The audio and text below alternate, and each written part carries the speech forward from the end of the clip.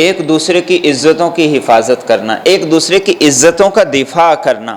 ایک حدیث طیبہ میں اللہ کے رسول صلی اللہ علیہ وسلم نے ارشاد فرمایا، جو کسی مسلمان کی غیر موجودگی میں اس کی عزت کا دفاع کرتا ہے، اللہ پر لازم ہے، اللہ پر واجب ہے، اللہ پر فرض ہے کہ اسے قیامت کے دن جہنم سے آزاد کرے۔ اللہ کے ناموں میں سے ایک نام ستار ہے۔ ستار کا معنی یہ نہیں جو پردہ ڈالتا ہے، ستار کا معنی یہ ہے کہ جو بہت زیادہ پردہ ڈالتا ہے۔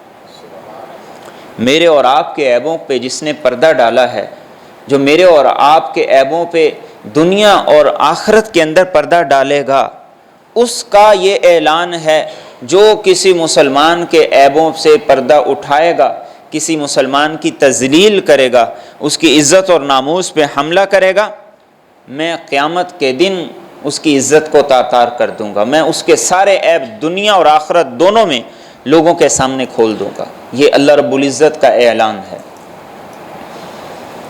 تو عزتوں کے محافظ بنیں، اور عزتوں کے محافظ کیسے بنیں گے؟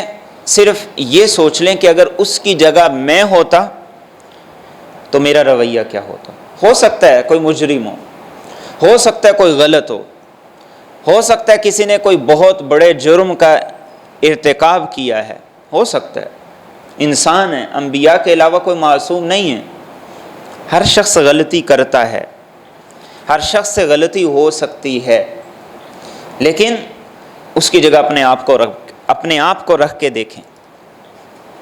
جب حضرت عائشہ رضی اللہ تعالیٰ عنہ پہ تہمت لگی تو ابو ایوب انصاری رضی اللہ تعالیٰ عنہ، ان کی بیوی نے حضرت ابو ایوب سے کہا کہ تم نے سنا عائشہ کے بارے میں لوگ کیا کیا کہہ رہے ہیں، کیا کیا باتیں چل رہی ہیں؟ تو ابو ایوب انصاری رضی اللہ تعالیٰ عنہ نے کہا کہ یہ بتاؤ کہ اگر تم عائشہ کی جگہ ہوتی تو کیا تم وہ سب کچھ کرتی جو آج معاشرے کے اندر مشہور ہے، جو لوگوں کی زبانوں پہ ہے؟ انہوں نے کہا نہیں، میں کبھی یہ نہیں کر سکتی تھی۔ تو انہوں نے کہا کہ پھر عائشہ تم سے زیادہ پاک دامن ہے، عائشہ اللہ کا انتخاب ہے، تو وہ کیسے کر سکتی؟